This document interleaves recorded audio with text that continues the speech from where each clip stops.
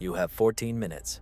That was the time needed for the first burglary in Louisville after the power outage in June 2024. Not at night, not in a suspicious alley, in bright daylight.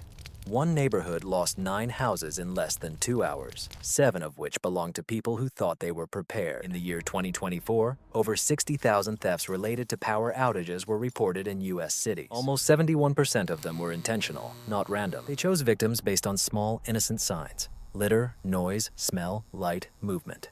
These were not mistakes. These were invitations. And if you think a padlock, a lantern, or a do not enter sign will stop a person who hasn't eaten for 4 days, you're already in their sights. Let me show you 8 mistakes that will lead to robbery, and you are probably making half of them right now. Let's go. 8. The curtains open for just a second. Let me make this perfectly clear. If your curtains are open, even a little during a total power outage, you have already become a target. It doesn't matter if the light is off. It doesn't matter how careful you are. Because in the absence of light, people seek not just illumination. They seek shadows, silhouettes, movement. And when you are the only house on the street with any sign of life behind the fluttering curtains, you become a myth, a legend, a story of hope encased in warm glass. In the starving district, this story ends in theft or worse. This is the psychology of the phenomenon. By day, the windows are merely reflections, but in the dark of a power outage, the windows become theaters. And if someone notices even a moment of movement inside your house, the twitch of a hand, the silhouette of a head, the flutter of a towel, they will immediately understand 2 things. First, you are home. Second, you are still active. And that's enough. Have you ever read about what happened in Mariupol in the first weeks of the invasion in 2022? The robbers were positioned a few blocks away, using binoculars just to watch which house still had movement behind the glass. It wasn't about the light, it was about proof of life. And this became the only justification to break inside. What's worse, this mistake looks so innocent. You pull back the curtain for 5 seconds to check the weather. You slightly open the blinds to peek outside. You pull back the curtains because it is still daytime. And there it is. Confirmation. Someone has noticed it. And as soon as this information is fixed in their consciousness, it remains because you are now part of their mental map. They will walk by, observing again. Perhaps they will wait. Perhaps they will notice that you always slightly open the curtain at 7 o'clock in the evening to check the street. You have just given them a schedule. So, how to close this vulnerability? First, darken everything, not just the windows, but also the frames, edges, seams. Curtains are not enough. Use layers, dark fabric, garbage bags, foil, cardboard, all of it. If you have doubts, sit in the yard at night. Look at your house and ask yourself, can I tell that someone is home? If so, fix that. Secondly, double the security. One barrier inside, another outside. This will prevent silhouettes from appearing. Thirdly, secure the curtain with pins, clips, or even tape. Any gaps pose a danger. Fourthly, and this is a level up, shade or paint the windows before the power outage occurs. Yes, even a translucent film can save you from unwanted attention. In the absence of light, windows do not protect but rather expose you. Every glance out the window becomes a broadcast. Every open curtain is a confession. A person watching you doesn't need an invitation. They just need a reason. The 7th, cooking with aroma. This is something that absolutely no one talks about, because most people have never felt despair. They have never truly felt hunger. But in the conditions of a power outage, when food stops coming and the stomach empties, smell becomes a radar. If you cook something that emits an aroma, you have already lost the element of invisibility. The smell spreads, the smell clings. And when someone hasn't eaten hot food for 3 days, the aroma of fried onions or warmed soup becomes a trail leading straight to your door. Let's be specific. An average person can recognize the scents of over 1,000 different food compounds. But in times of crisis, when the noise of the city quiets, our other senses become more acute. A study from the Karolinska Institute in Sweden in 2018 showed that olfactory sensitivity can increase by up to 32% during prolonged fasting. This means that when the stomach is empty, the nose becomes a weapon. Did you think the smell of chicken broth is soothing? Try to explain this calmness when 3 strangers knock on your door, each with an empty pot. During the freezing weather in Texas in 2021, dozens of neighborhoods reported burglars targeting homes where water was boiling on outdoor grills or gas stoves, not for the light or noise, but for the smell. They followed him through the alleys, passing 20 dark houses, and walked straight to the one that smelled of lentils. And if you use spices like garlic or basil, you can confidently hang a neon sign. A family of 4 is still eating hot food. Now this is where it gets interesting. Most people think they act unnoticed. I'm just going to heat something small. Wrong. A can of beef stew, heated on a camping stove, can create a fragrant trail that spreads over 30 meters in the still air. Add the wind. This scent can reach the nose of a person 5 houses away. And do not become complacent with ready rations or dried supplies. They also release an aroma during restoration, especially if you use broth or warm water. How to fix this? First, cook early, at dawn, during windy hours or during a storm, when noise and movement create cover. Secondly, cook on low heat and slowly. Do not boil, do not fry, and for safety, do not roast. Use minimal heat and tightly cover the pans. Thirdly, limit the smell. Cook in airtight spaces like ventilated garages, tents with charcoal filters, or even buried fires with limited oxygen flow. Fourthly, the smells must be neutral. Canned beans, rice with salt, oatmeal. Tasteless food is invisibility. Wipe everything around. Your belongings, sleeves, even hair. Because in the dark, you do not cook food. You send a signal, and someone is starving enough to follow him. Sixth, put on clean clothes. Outside. Have you ever seen someone walk through a combat zone in neat pants and a fresh t-shirt? This is what a person looks like when they go outside during a power outage, smelling of cleaning products, looking unwrinkled or, worse, perfectly color coordinated. In a crisis, when there is no electricity and the world is engulfed in gray, even basic hygiene becomes a privilege. And the moment you appear on your doorstep, outside, or check your territory, looking clean, you already communicate everything the 10 silent observers need to know. You are still washing, you still have water, you still have electricity. No one cares whether you are clean.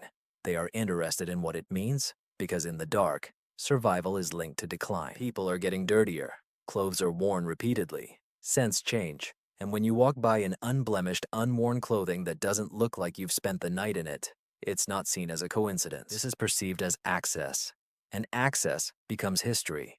That guy on the corner in cute socks and a hoodie that smells like fabric softener, he lives better than us. He has resources. In a crumbling world, resources are not shared. They are stolen. A vivid example is Haiti, the year 2010. As a result of the earthquake, aid workers were instructed not to wear visibly clean clothes outside of secure zones. Why? Because even the appearance of hygiene became a magnet. Many cases have been recorded where NGO workers became targets not for food, but for the opportunity of access. Workers' toilets, functioning souls, drinking water, a clean shirt became a distress signal. The same principle works in your suburb during a power outage, when you are the only one whose sweatshirt doesn't look like you've slept in it. The solution: get dirty. I'm not joking. Want camouflage? It's not just dirt on your face, it's psychological disorientation. To blend in with your surroundings, you need to visually degrade. First, change your clothes and lower the level of the upper layers. Even if you have 30 clean shirts, do not wear them. Second, smear a bit of dirt, ash, or even soot on the sleeves, knees, elbows. Don't overdo it, just enough to say, it's not easy for me, just like the others. Third, give up on scents. No deodorant, no perfume, no cleaning agents. Your clothes smell like anything other than smoke or sweat. It raises questions. And fourth, wear a little damage. A hole in the cuff, worn edges, even fake scuffs on the shoes say a lot. In the dark, you don't dress to express yourself. You dress to make an impression of decay. Look like you're losing, and no one will think to rob you. Look like you're winning, and someone will come to take your prize.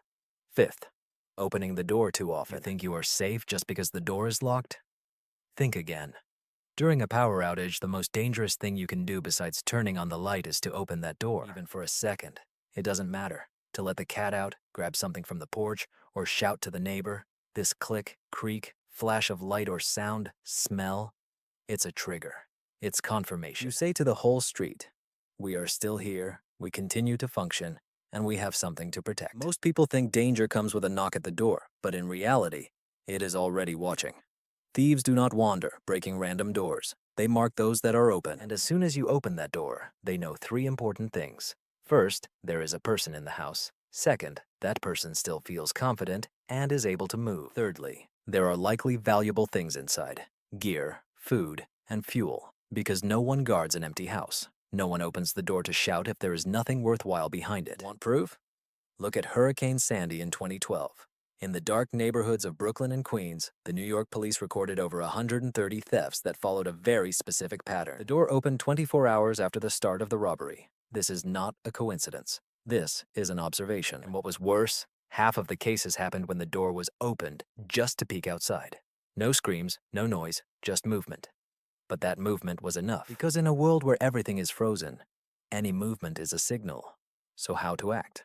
First, treat every door as a vulnerable point. If you need to open it, do it quickly, quietly, and differently each time. Secondly, block visibility. This means there should be opaque curtains behind the door, no light leaks. Thirdly, create a dead zone. Set up a darkened corridor or curtain between the door and your living space so that if someone looks inside, they see nothing. Fourthly, immediately insulate and seal the door, not only to retain heat, but also to muffle sound.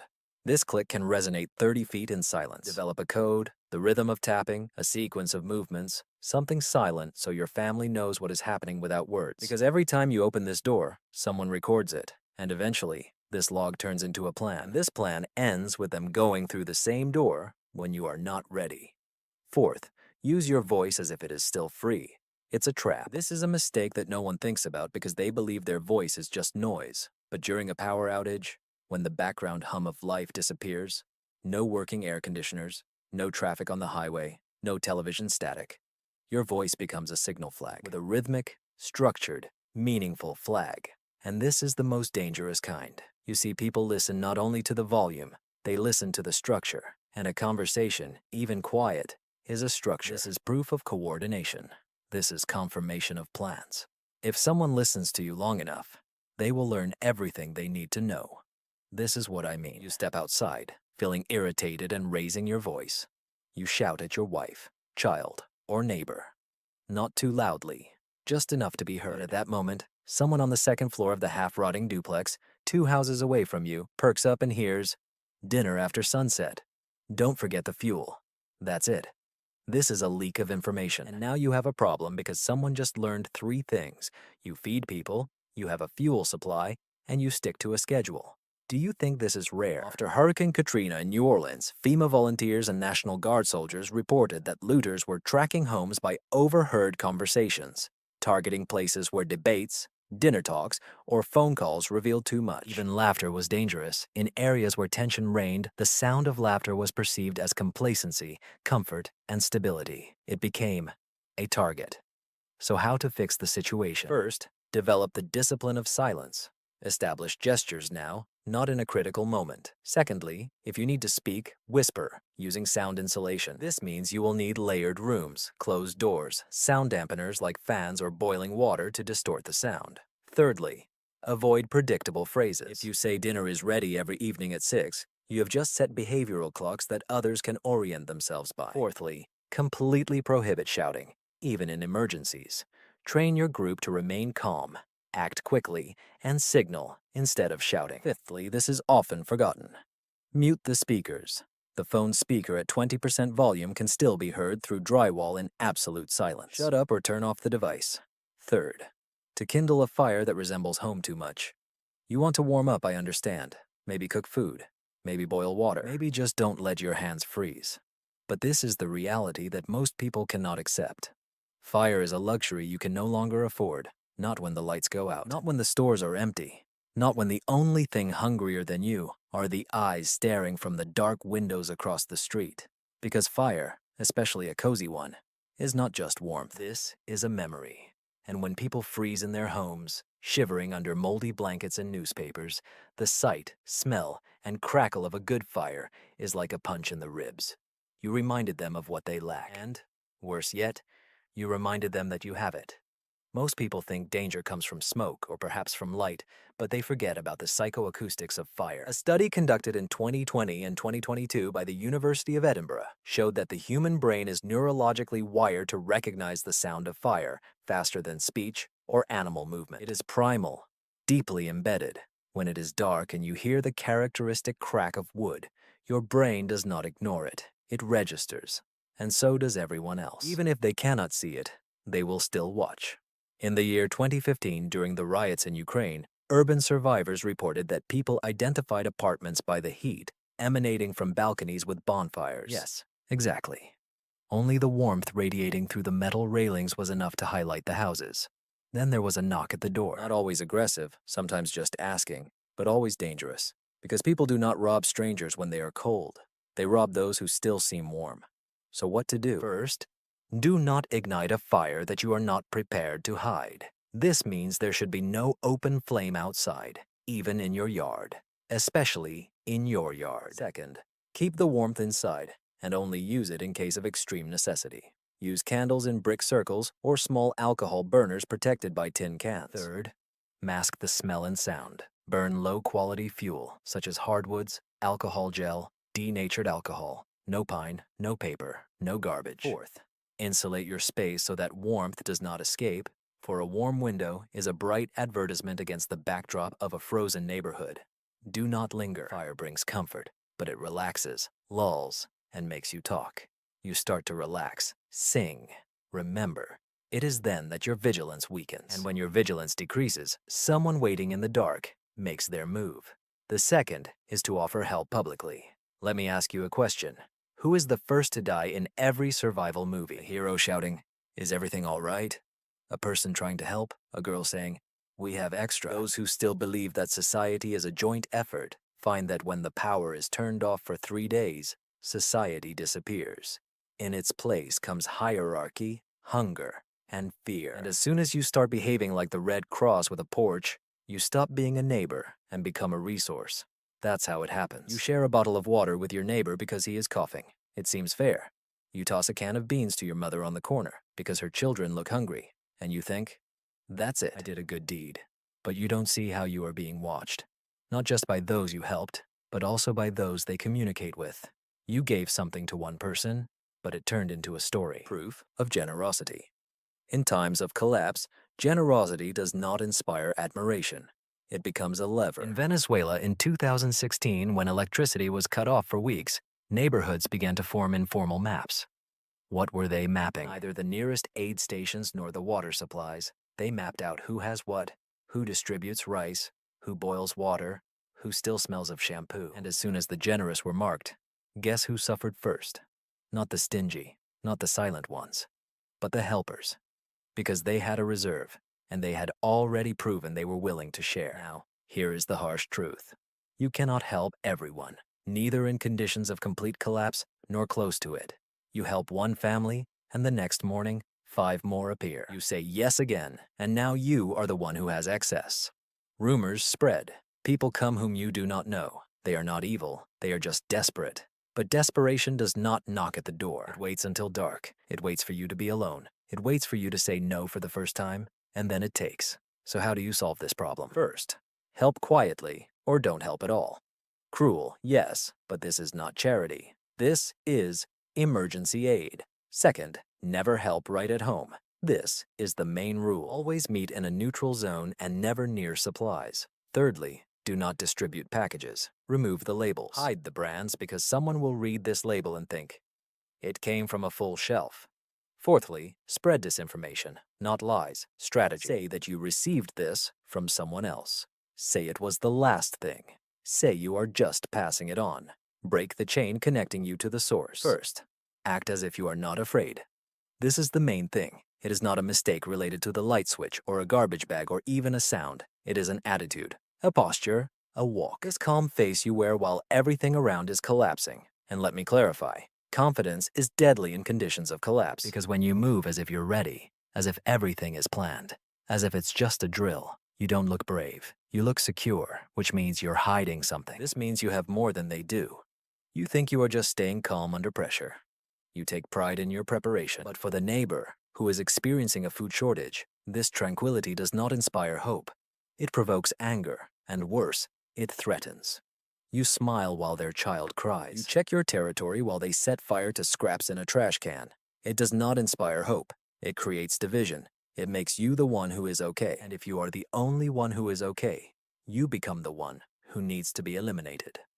In the year 23, in South Africa, after several days of power outages in the eastern suburbs of Cape Town, residents reported spontaneous crowd formations, not due to theft, but because of the move. Yes, they attacked the houses where people looked normal, where they continued to cook, where parents did not panic, where children were still laughing. This psychological gap between your calmness and their crisis has broken the boundary, and when this boundary collapses, people no longer ask, they just take. What could be worse? You don't even realize what you're doing. You look too confidently at the clock. You hold the flashlight too confidently. You tell someone that everything will be fine. You look like a leader. Leaders are followed, then questioned, then challenged, and finally eliminated. So how to pretend to be weak? How to fit into the atmosphere of despair without becoming a part of it? First, carry the same fighting posture as everyone else. Slightly hunch over. Move more slowly. Awkwardly fidget with your keys. Look sleep-deprived. Secondly, use a tired speech. Say, "We're barely holding on," even if you have supplies for 6 months. Thirdly, act uncertain in public. "I don't know if we'll have enough. I hope the electricity returns soon." This is exactly the scenario. Fourthly, never speak of plans. Planning means stability. Stability is strength. Strength is the goal. The last piece of advice, let your house look troubled. Tilted blinds, uncollected mail, a lawn that looks abandoned. This is not negligence. It is a disguise. Because in the end, it is not about fear. It is about control. And at the moment you stop showing fear, people will start to think you have control. And when control becomes the most valuable thing in the world, they will come to take it. You think you are invisible, but that's not true. You are being watched, analyzed, and it's not criminals doing it, but despair. And despair does not knock. It breaks down doors. Every burlap sack of trash, every gap in the curtains, every moment of flickering light, it is not just a mistake. It is a message you didn't want to send. But now, it is in the air. And the only question that remains is, who listens to him? Because in the darkness, survival is not for the strongest. It is given to those who remain silent, to those who appear unattractive, to those who vanish without moving, disappearing or being drawn into someone else's plan. No second chances, no second warnings, only seconds.